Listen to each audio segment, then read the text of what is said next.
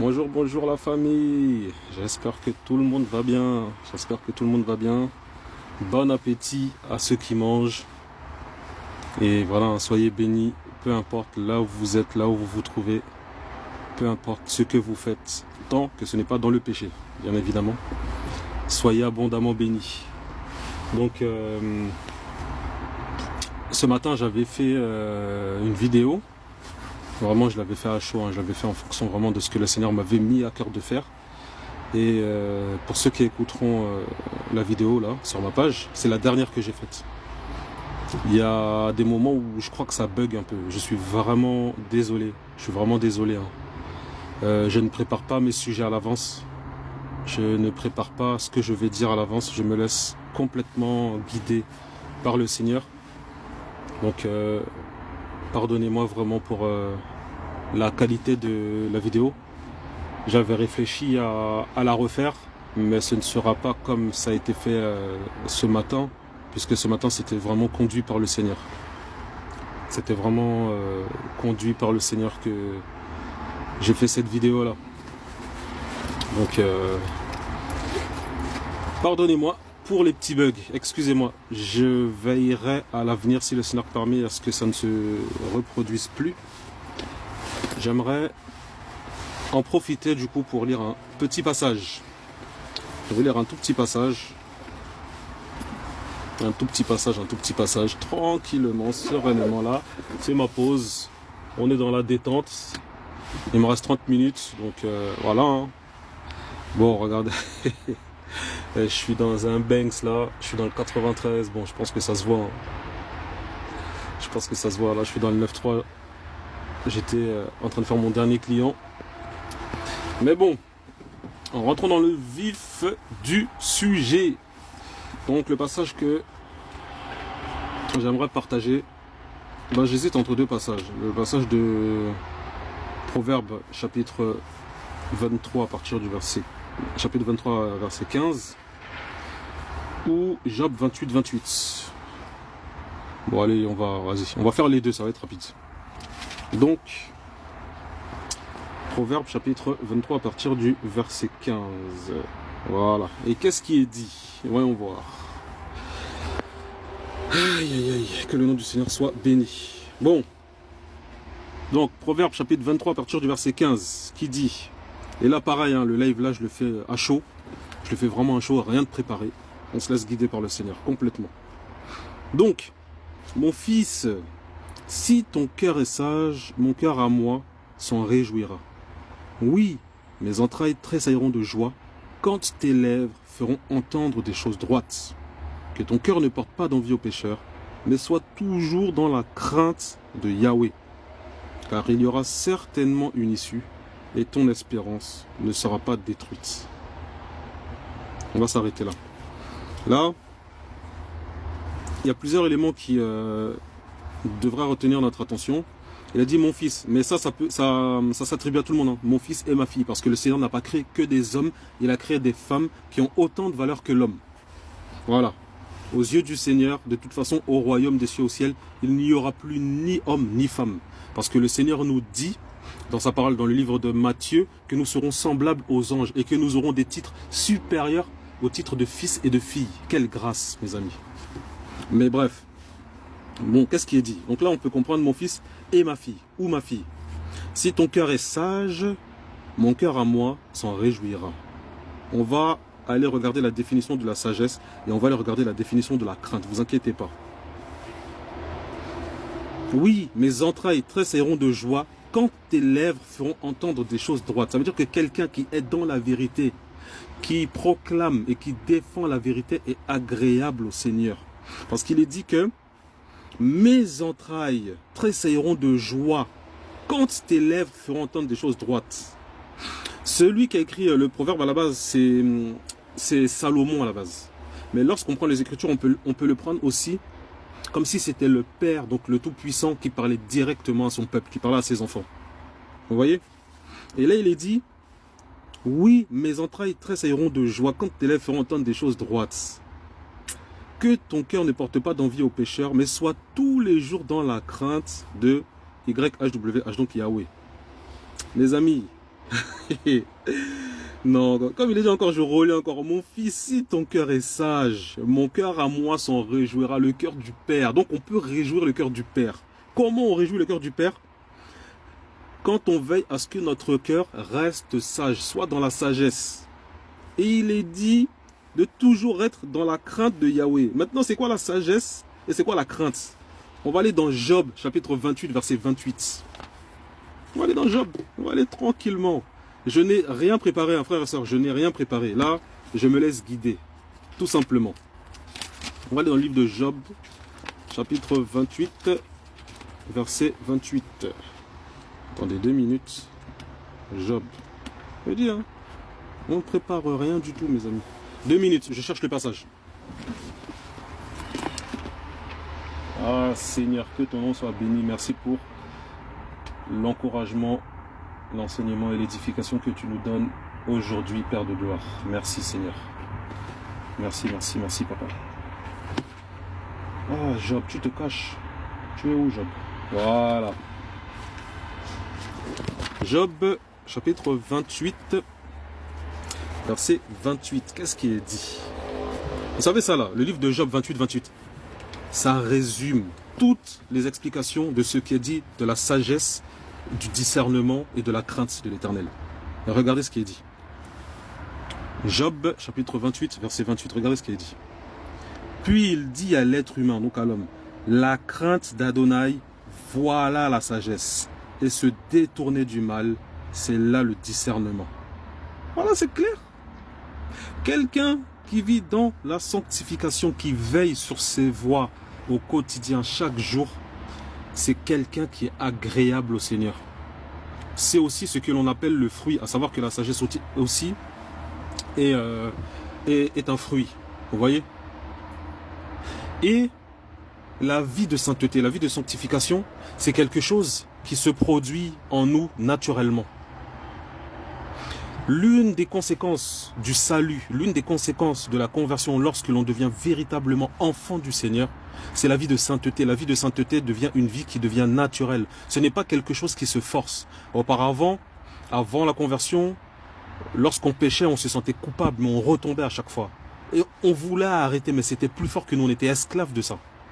Mais lorsque le Seigneur nous a touchés, cette servitude-là du péché, le Seigneur nous en a libérés. Ça veut dire qu'on sort de cette servitude-là du péché, peu importe le péché que l'on commettait. Vous voyez?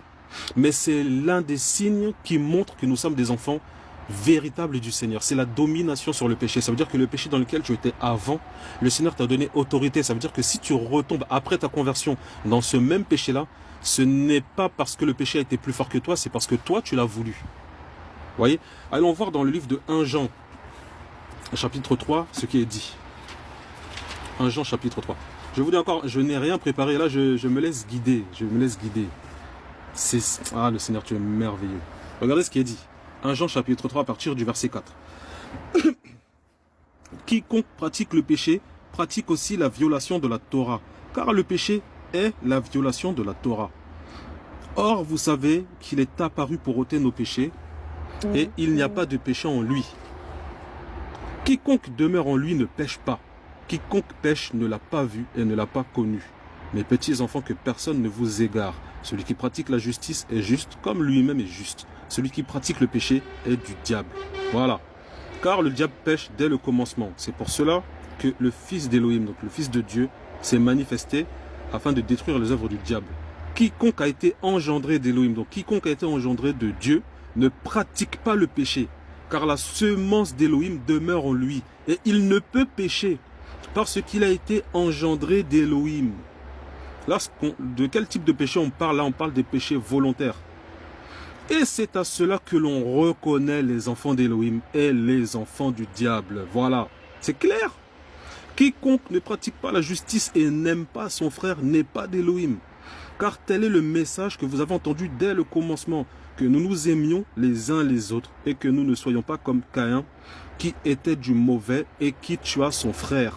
Et pourquoi le tua-t-il? C'est parce que ses œuvres étaient mauvaises et que celles de son frère étaient justes. Mes frères, ne vous étonnez pas si le monde vous haït. Donc, mes amis, ne soyons pas étonnés d'être trahis en défendant la vérité. Et lorsqu'on parle du fait d'être trahi, c'est pas seulement par les non-chrétiens, mais c'est aussi par les chrétiens eux-mêmes, les frères et les sœurs qui se disent chrétiens, mais qui te condamnent parce que tu défends la vérité. Mes amis, les chrétiens authentiques là, il faut qu'on accroche nos ceintures, je vous dis la vérité. Je vous dis la vérité. Nous savons que nous sommes passés de la mort à la vie parce que nous aimons nos frères. Celui qui n'aime pas son frère demeure dans la mort. C'est fort ce qui est dit là. Quiconque haït son frère est un meurtrier. Et vous savez qu'aucun meurtrier ne possède la vie éternelle. Je vais m'arrêter là. Mais tout ça pour dire que, il est dit que les enfants du Seigneur ne pratiquent pas le péché. Et il est dit dans le verset... il est dit dans le verset, attendez, dans le verset, voilà, dans le verset 10. Et c'est à cela que l'on reconnaît les enfants d'Élohim, donc les enfants de Dieu et les enfants du diable. C'est par rapport à la pratique du péché, mes amis. C'est par rapport à la pratique du péché. C'est pourquoi je disais tout à l'heure que l'un des signes qui montre, mon frère, ma soeur, que tu es authentique, c'est ta vie de sainteté. C'est naturel. C'est-à-dire que tu ne peux pas pécher. Si tu étais quelqu'un qui mentait autrefois, tu ne peux plus mentir. C'est pas possible. C'est pas possible. C'est pas possible. Quand je dis mentir, je parle toujours de péché volontaire. Pourquoi je parle de péché volontaire? Pourquoi je dis ça? On va aller dans le livre de Hébreux, chapitre 10. Voilà, parce que c'est quand même bien de prouver et de démontrer que ce que l'on dit est biblique et qu'on ne dit pas de bêtises. Voilà, on n'ajoute pas, on n'enlève pas, comme le Seigneur nous l'a dit dans le livre d'Apocalypse, chapitre 22. Voilà. Hébreux chapitre 10, verset 26, qui dit quoi? Écoutez bien ce qui est écrit là. Car si nous péchons volontairement, tu peux même vérifier dans ta Bible, mon frère, ma soeur, le mot volontairement apparaît, il est là, il est dedans. Car si nous péchons volontairement, après... Attendez, hein, j'ai reçu une invitation là. Voilà. Car si nous péchons volontairement après avoir reçu la connaissance précise et correcte de la vérité, il ne reste plus de sacrifice pour le péché, mais une attente terrible du jugement et l'ardeur d'un feu qui doit dévorer les adversaires. Quelqu'un a-t-il rejeté la Torah de Moshe? Il est mis à mort sans miséricorde sur la déposition de 2 ou de 3 témoins. Combien pire pensez-vous que cela sera le châtiment dont sera jugé digne celui qui aura foulé aux pieds le fils d'Élohim et qui aura considéré comme une chose profane le sang de l'alliance par lequel il a été sanctifié et qui aura insulté l'esprit de grâce. Car nous connaissons celui qui a dit « C'est à moi que la vengeance appartient et je rendrai la pareille », dit le Seigneur. Et encore, le Seigneur jugera son peuple. Mes amis, il faut vraiment qu'on considère la grâce qu'on a que d'être enfant du Seigneur, mes amis. Il faut vraiment qu'on prenne conscience de la grâce que le Seigneur nous a donnée. Le fait qu'il nous ait fait, qu'il nous ait donné le pouvoir de devenir fils et filles de Dieu par le Saint-Esprit qui vit en nous. C'est pourquoi, frères, sœurs, moi j'encouragerai toujours à veiller sur ses voies, à veiller sur sa marche, à veiller sur sa vie de sanctification, de sainteté. N'oubliez pas que la vie chrétienne est une marche. C'est une marche. On doit continuer de marcher, continuer d'avancer avec le Seigneur. Marcher de gloire en gloire et de victoire en victoire, c'est le fait d'être constant avec le Seigneur. Que ce soit par rapport au fait de porter du bon fruit pour le Seigneur, mais aussi par rapport à la vie de sainteté, de sanctification. Aussi continuer d'alimenter son esprit par la prière et par la parole du Seigneur. Vous remarquerez et vous verrez vous-même que plus vous méditerez la parole du Seigneur, plus vous vous sentirez fort spirituellement. C'est la nourriture de l'esprit. Le fait de méditer les Écritures, ne négligeons pas la méditation des Écritures, parce que c'est vraiment ce qui nourrit notre esprit. À savoir que nous sommes connectés au Père par l'esprit. Parce que notre esprit, par la conversion, a été comment on dit ça? A été régénéré, voilà. Régénéré. Salut Tac. Salut Tac. Donc, vraiment, je n'ai rien préparé. Hein. Vraiment, comme je l'ai dit, hein, je me laisse guider. Mais c'est simplement, frères, sœurs, pour nous encourager. C'est vraiment pour nous encourager à persévérer dans la marche, persévérer avec le Seigneur, persévérer dans son amour. Mes amis, j'ai simplement envie de glorifier le Seigneur et de lui dire merci pour toi, mon frère, pour toi, ma sœur. de t'avoir touché, de t'avoir choisi, de t'avoir prédestiné au royaume des cieux. Ne considérons pas cette grâce-là comme acquis, mais persévérons dans la marche avec le Seigneur. Accrochons-nous. C'est bientôt le moment du grand départ. Ne soyez pas troublés par ce qui se passe.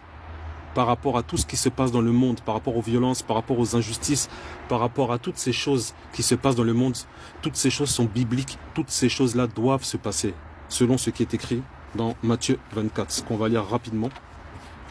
On va lire ça, ça va, j'ai la foi que ça va encourager quand même des frères et des sœurs pour fortifier la foi de beaucoup là. Matthieu chapitre 24. En fait, mes amis, la Bible qu'on a en notre possession là, c'est mieux que TF1, c'est mieux que BFM TV. Ça veut dire que juste en lisant la Bible, on sait d'avance ce qui va se passer. On sait d'avance. Ça veut dire que nous-mêmes, en fait, c'est nous-mêmes qui devons avertir les nations des choses à venir. Simplement avec ce livre-là, mes amis. Ce livre-là, je vous dis la vérité. C'est mieux que les médias, c'est mieux que la météo.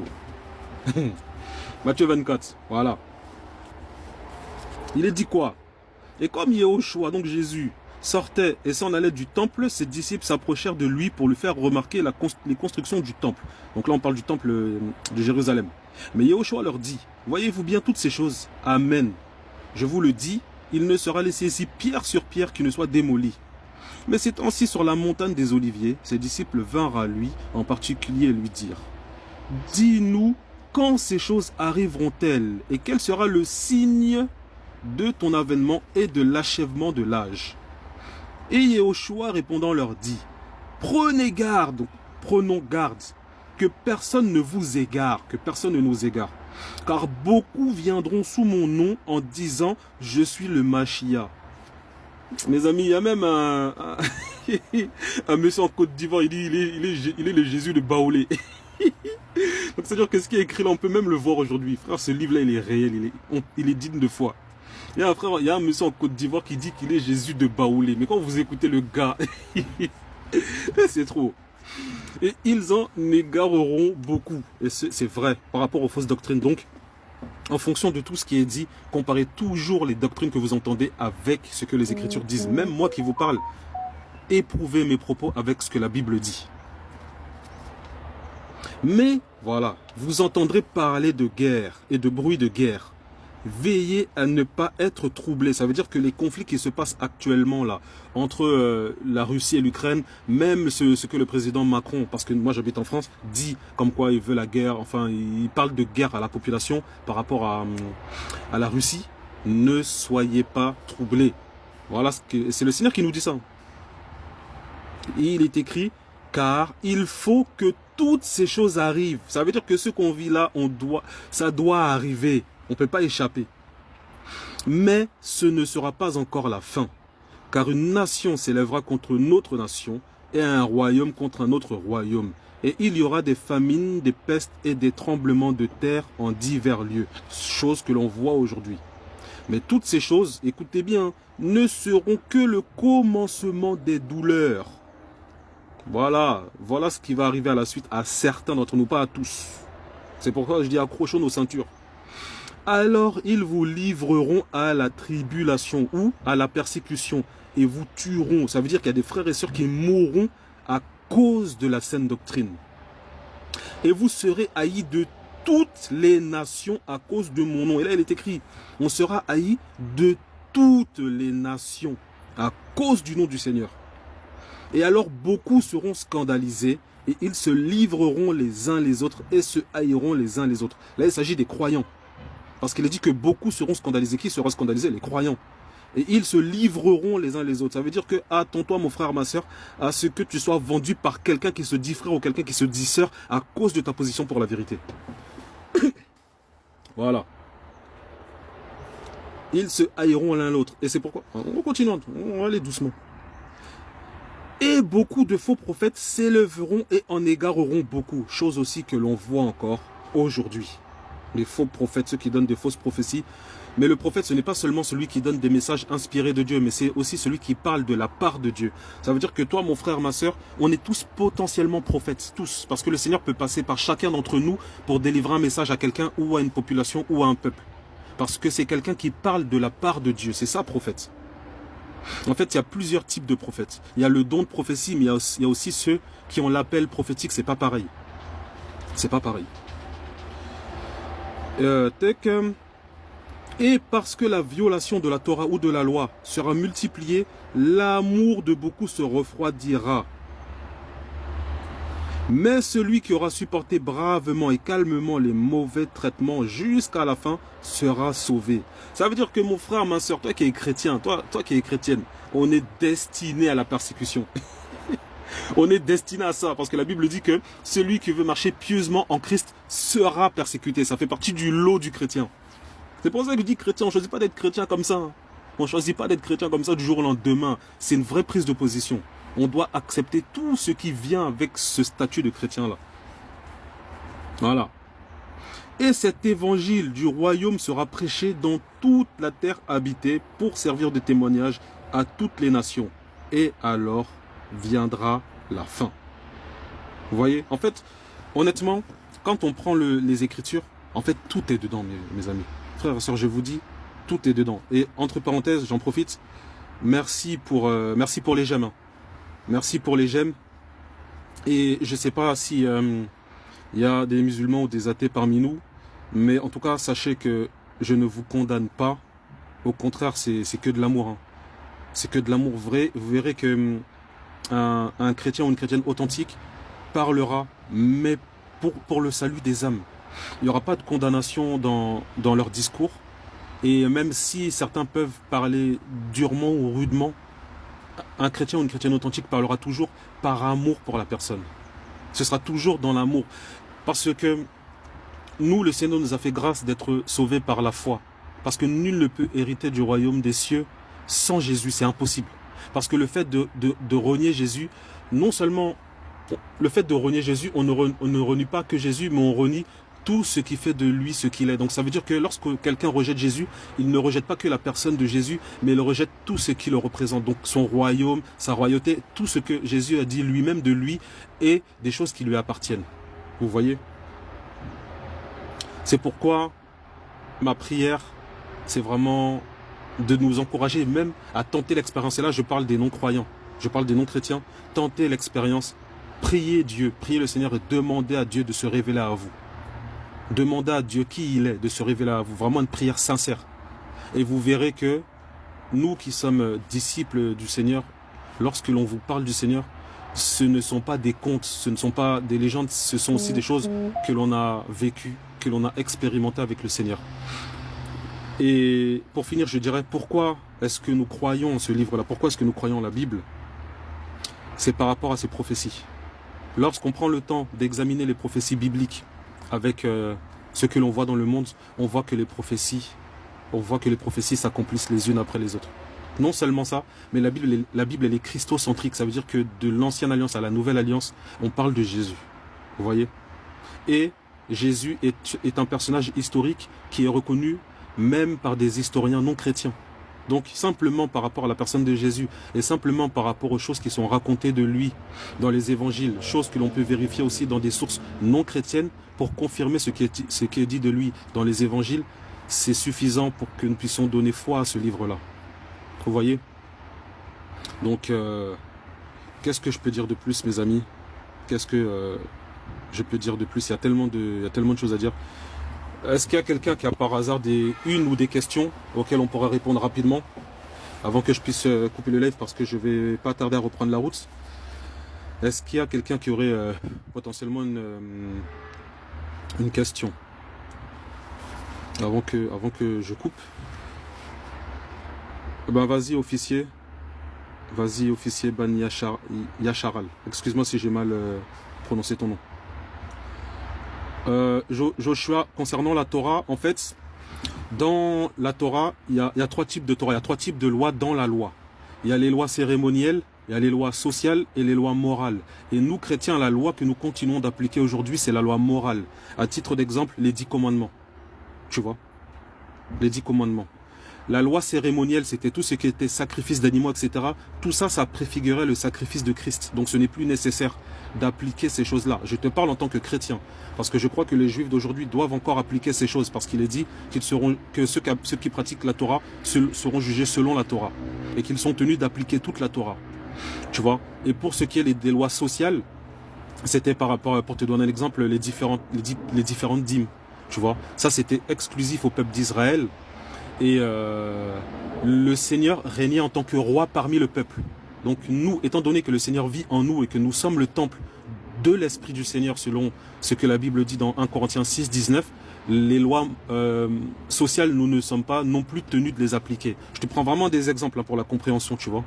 Mais nous, ce qu'on continue d'appliquer, c'est la loi morale en tant que chrétien. Je voulais savoir, ok. Que penses-tu du futur esclavage des nations païennes par les Israélites? On va regarder ça. Ésaïe 14. Ésaïe chapitre 14. Je vais regarder ça. Ésaïe chapitre 14. Ésaïe chapitre 14, verset 1 à 2. Qu'est-ce qui est dit là? Car Yahweh aura pitié de Jacob, il choisira encore Israël, et il les rétablira dans leur pays. Les étrangers se joindront à eux et s'attacheront à la maison de Jacob. Et les peuples les prendront et les ramèneront à leur demeure. Et la maison d'Israël les possédera en droit d'héritage dans le pays de Yahweh.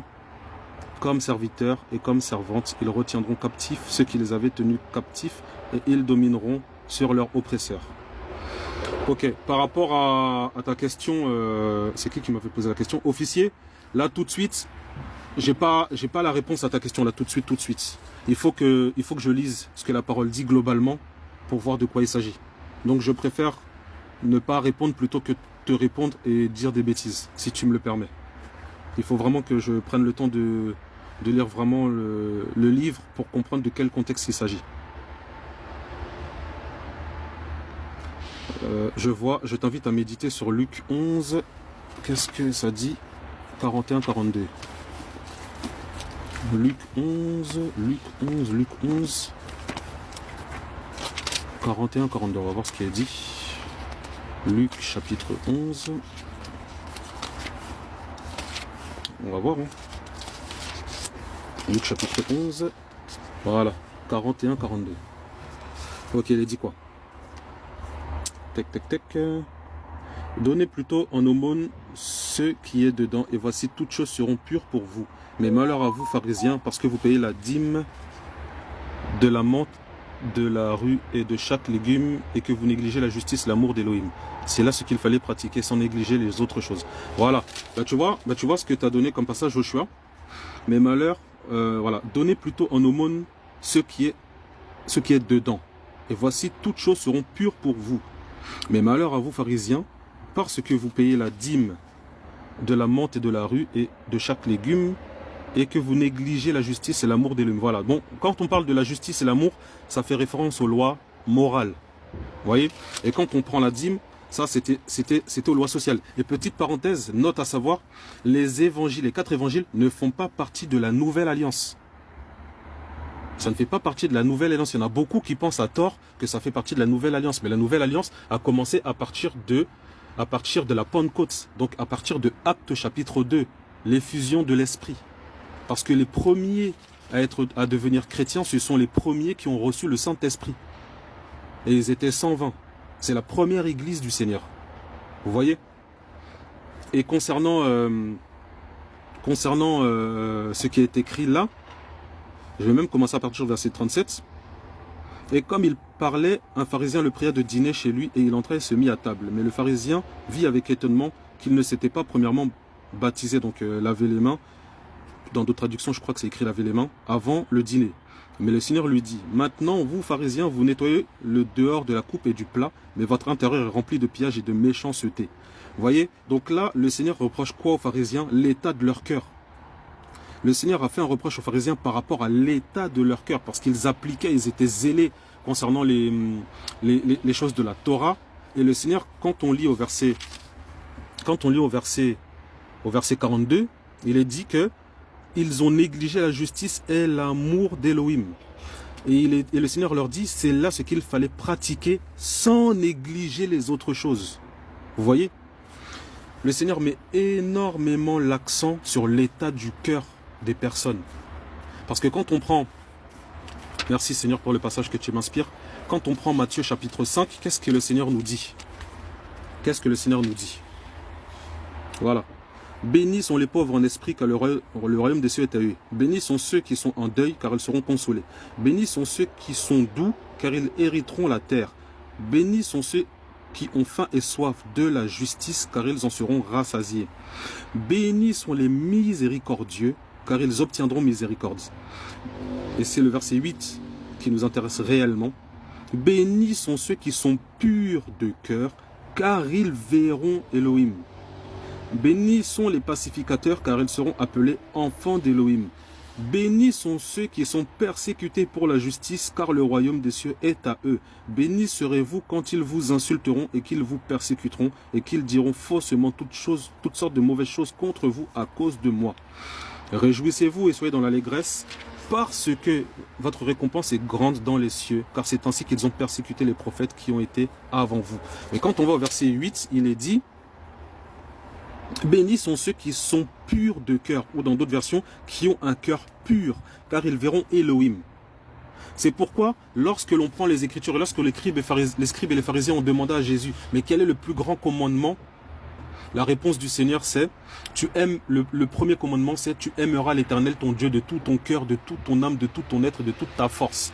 Et voici le deuxième commandement qui lui est semblable, tu aimeras ton prochain comme toi-même. Car ce sont sur ces deux choses-là que se résume toute la loi et les prophètes. Vous voyez? Donc c'est vraiment l'état de notre cœur sur lequel on doit veiller. Voilà. Il y a beaucoup de choses à dire, hein, mais j'essaie de faire court parce que je vais devoir reprendre la route, je suis vraiment désolé. Voilà, donc il faut faire la morale sans négliger le reste. Après, attention, nous chrétiens, nous ne sommes pas tenus d'appliquer, comme j'ai dit, la Torah. Mais quand j'ai dit la Torah, dans la Torah, il y a trois types de Torah, il y a trois types de lois. Il y a les lois morales, les lois sociales et cérémonielles. Cérémonielles qui préfiguraient le sacrifice de Christ et sociales parce que Dieu vivait en tant que roi parmi le peuple. Sauf que ce même Dieu-là vit en nous, dans nos cœurs. Donc c'est la loi morale que nous appliquons. Et c'est pourquoi le Seigneur dit dans sa parole qu'il a mis ses lois dans nos cœurs. Donc ce sont des choses qu'on applique naturellement. Mais il est aussi dit que celui qui pratique la loi est déchu de la grâce. Il est déchu de la grâce et il est tenu d'appliquer toute la loi. Et concernant ce que tu dis, Joshua, mais les chrétiens font comme les pharisiens, mais à l'inverse, ils font la miséricorde, mais négligent la dîme, de la menthe, etc. Regarde, observe bien. Ce que je veux dire, ça va choquer, hein, mais les chrétiens qui payent la dîme aujourd'hui, ils payent quelle dîme? Quelle dîme ils payent? Où c'est écrit dans les Écritures, la dîme qu'on voit dans la majorité des assemblées, hein, où on le voit écrit dans les Écritures? Est-ce qu'il y a un seul verset biblique de la Nouvelle Alliance, donc de l'apparition de l'Église, qui nous montre qu'un chrétien payait la dîme? Il n'y en a pas. La dîme que les chrétiens payent aujourd'hui est inspirée de la dîme que le grand prêtre prélevait sur les Lévites. C'est cette dîme-là ce sur quoi il s'inspire. Mais quand on prend les Écritures, et si on est honnête, il n'y a écrit nulle part dans la Nouvelle Alliance, je précise donc dans l'apparition de l'Église, donc l'apparition des chrétiens, il n'existe nulle part dans la Nouvelle Alliance un verset qui dit qu'un chrétien payait la dîme. Et si on veut rester biblique, ça veut dire que normalement la dîme qui est censée être donnée, c'est même pas censé être de l'argent, mais c'est censé être des aliments. Et j'irai même plus loin, des aliments sacrifiés. Vous voyez? Parce que les dîmes qui étaient données, c'était des aliments. Et pourquoi c'était donné aux Lévites à l'époque? Cette dîme-là, même s'il existe plusieurs types de dîmes, il existe 4 types de dîmes. Et si on compte la dîme que Abraham a payée à Melchisédek, ça fait 5 types de dîmes. Mais cette dîme qu'Abraham a payée à Melchisédek, il l'a donnée qu'une seule fois. Tu vois? Mais pour le reste, c'était exclusif aux Juifs. Et quand on prend, on va prendre le livre de Malachie, on va prendre le livre de Malachie 3, parce que c'est ce sur quoi elle se base pour justifier la dîme. Malachie chapitre 3, on va voir ce qui est dit là. C'est magnifique ça. Malachie 3, on va voir ça. Exactement. Et tac, ce que tu dis c'est vrai. Et c'est dans le livre des Actes d'ailleurs. Mais c'était les offrandes. C'était les offrandes. On parle d'offrandes par rapport aux chrétiens qui mettaient tout en commun. On va prendre le livre de Malachie. Et non de la loi maudite. Attends. Malachie. Tech. Voilà. Malachie, chapitre 3. Un chronique et tout là. Voilà. Oh non, Matthieu. Donc Malachie, c'est avant. Attendez, hein. Je cherche le passage. Hein. Je suis désolé. 2 minutes. Tech. Malachie. Voilà.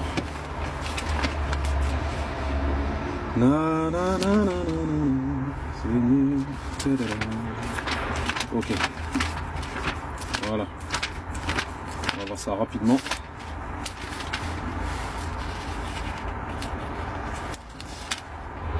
Malachie chapitre 3. Non, c'est pas la loi qui nous sauve, on est sauvé par grâce.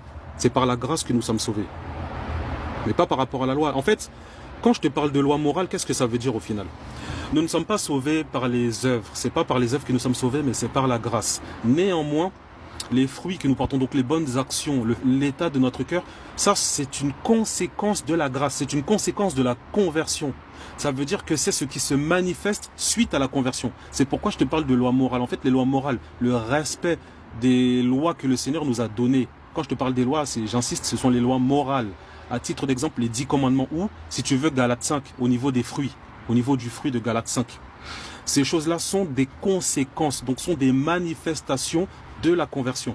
Mais nous sommes sauvés par grâce. Ouais, je vais devoir reprendre la route, mais je referai un live à l'occasion si tu veux, et on échangera, il n'y a pas de problème, Joshua. Au pire, abonne-toi, il n'y a pas de problème, t'inquiète pas. Et concernant la dîme, voilà ce qui est écrit, hein, parce que c'est ce sur quoi beaucoup de chrétiens s'inspirent pour justifier la dîme. Et qu'est-ce qui est dit? Donc Malachie 3 à partir du verset 7. Depuis le temps de vos pères, vous vous êtes détournés de mes statuts et vous ne les avez pas gardés. Revenez à moi et je reviendrai à vous, a dit Yahweh Sabaoth. Et vous dites, en quoi reviendrons-nous? Un être humain peut-il tromper Elohim? Donc peut-il tromper Dieu? Car vous me trompez. Et vous dites, en quoi t'avons-nous trompé? Et il est écrit, dans les dîmes et les offrandes. Donc on comprend ici déjà qu'il y a plusieurs types de dîmes, mais pas qu'une seule dîme.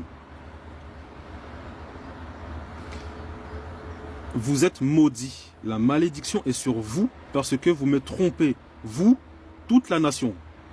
Apportez toutes les dîmes au magasin afin qu'il y ait de la provision dans ma maison. Éprouvez-moi à ce sujet, dit Yahweh Sabaoth. Si je ne vous ouvre pas les écluses des cieux et si je ne réponds pas en votre faveur la bénédiction jusqu'à ce qu'il n'y ait plus de place. Et regardez, hein, là on va décortiquer vite fait. Il est dit quoi? Qu'est-ce que le Seigneur dit? Déjà, à qui il parle déjà? À qui il parle? Depuis le temps de vos pères. Les pères de qui?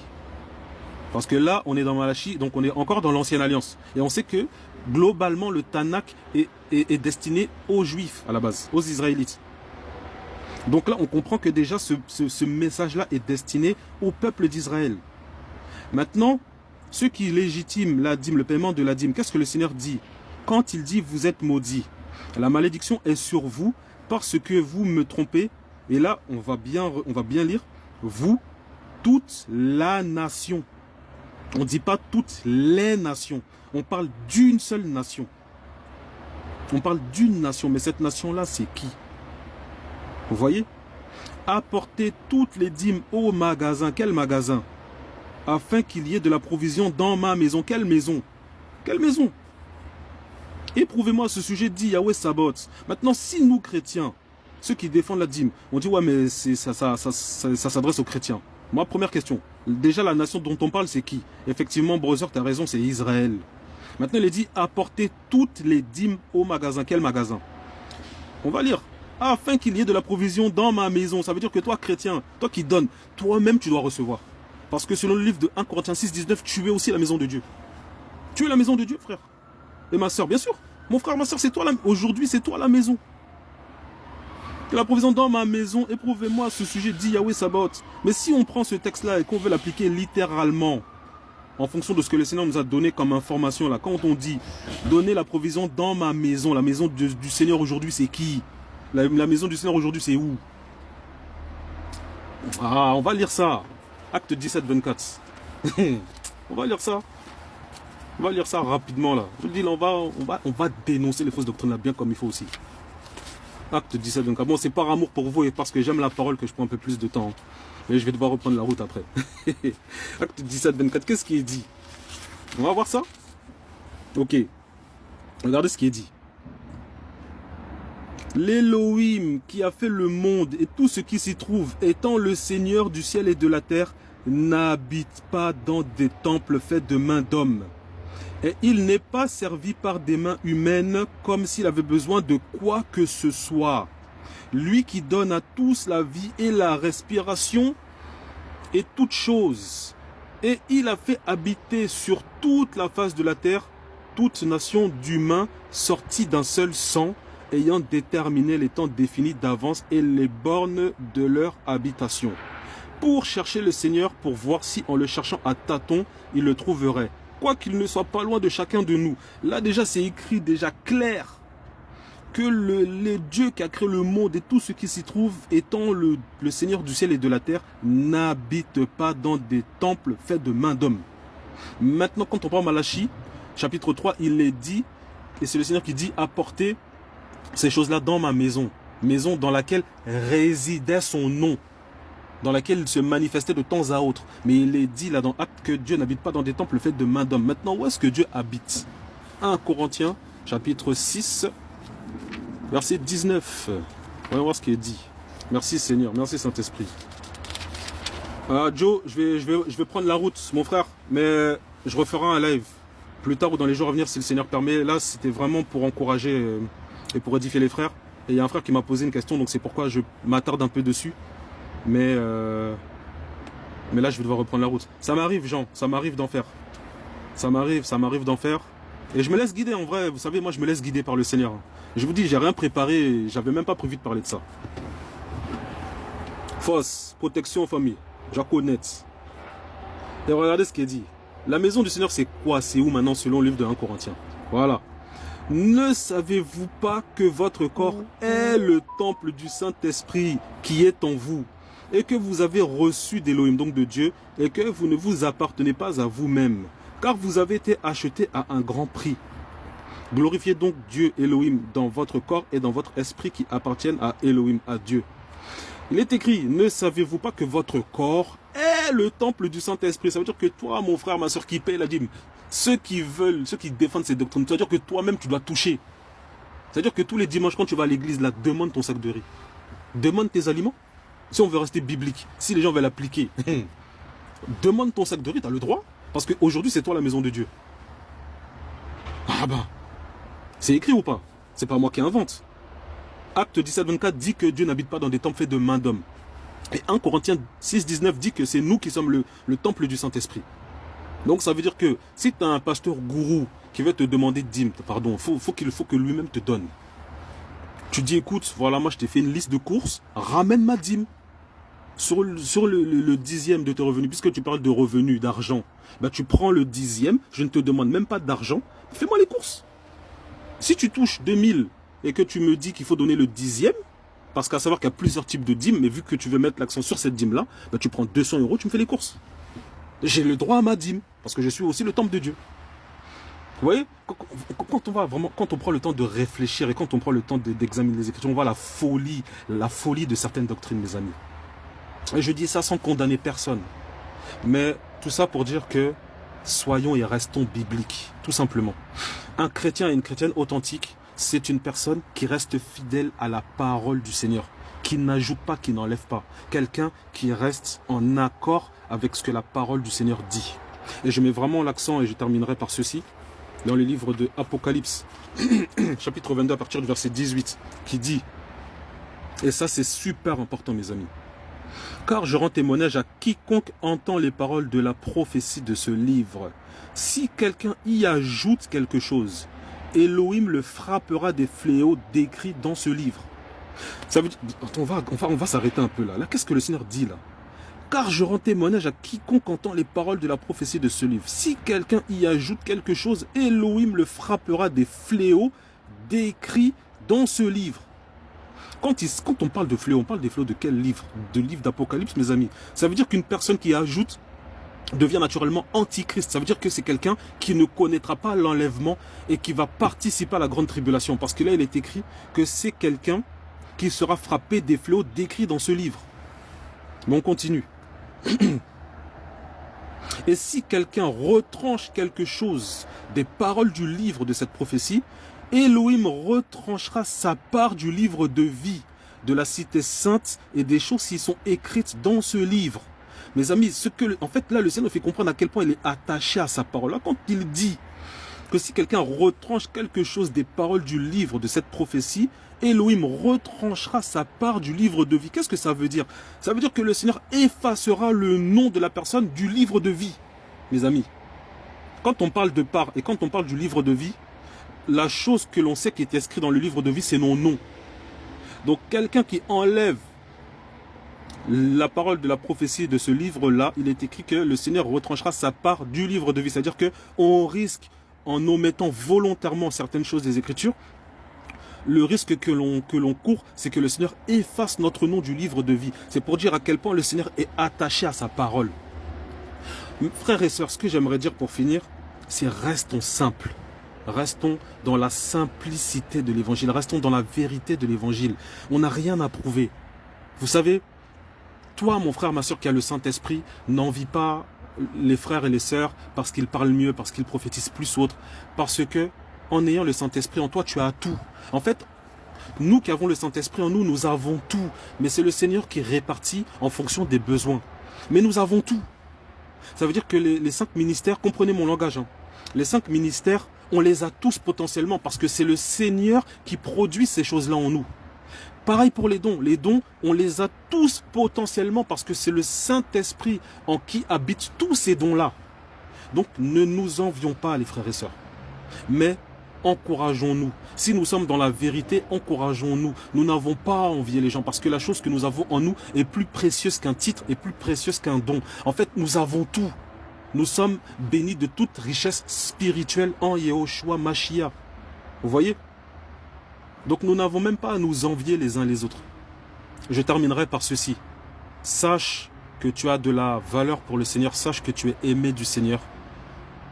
Sache que le Seigneur a donné sa vie pour toi, mais ce n'est pas pour te perdre, c'est pour te garder. Mais nous continuons de veiller, continuons d'aimer, honorons le Seigneur, aimons-le, il mérite notre amour, il mérite un amour authentique, il mérite un amour sincère.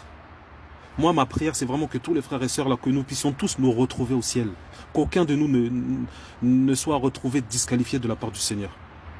Soyons simples, restons dans la simplicité, mes amis. C'est ce que la parole nous encourage à faire et c'est ce que le Seigneur nous recommande. La simplicité de l'évangile. Ne cherchons pas à justifier qui nous sommes par nos dénominations. Sache, mon frère, ma soeur, qu'avant d'être dans une dénomination, tu fais partie du royaume du Père. Ta religion aussi, je devais donner une définition des chrétiens, c'est quoi? C'est quoi notre religion au final? La religion, c'est le fait que nous soyons des pierres vivantes du Père. Voilà, nous sommes les pierres vivantes du Père. Nous sommes le corps de Christ, c'est ça la religion, c'est ça notre religion. Nous sommes le corps de Christ. Nous sommes les pierres vivantes, nous sommes des lettres contenant le message de Christ en nous. Message que nous devons propager dans le monde. C'est ça la religion. Vous voyez? Donc, restons simples, mes amis. Et ne condamnons pas ceux qui ne sont pas chrétiens, mais apportons-leur la parole.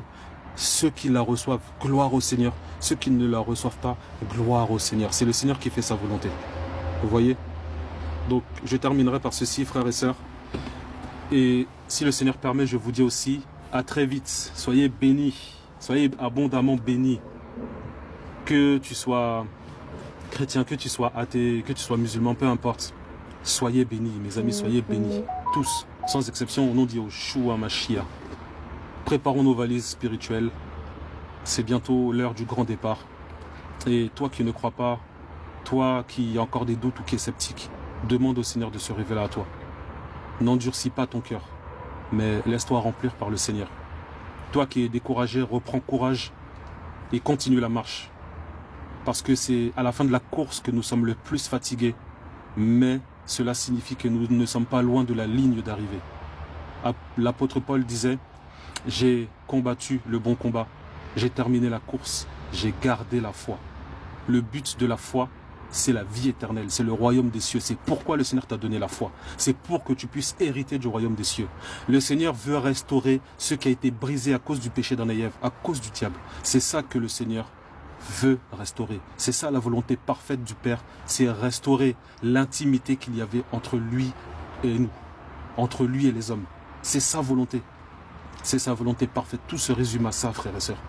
La réconciliation. Donc, aimons le Seigneur et soyons fiers de celui en qui nous croyons. Soyez bénis, soyez encouragés, soyez fortifiés, frères et sœurs. Et c'est avec plaisir que j'ai partagé ce petit moment avec vous. Et on se laisse guider. Hein. Si le Seigneur me met à cœur de faire un live, je referai un live. Et ceux qui veulent monter, ils monteront. Et je laisserai la parole aux frères, aux sœurs, ceux qui veulent témoigner, ceux qui veulent nous édifier, nous encourager dans la vérité. Il n'y a pas de problème. Soyez bénis et à très vite. Amen.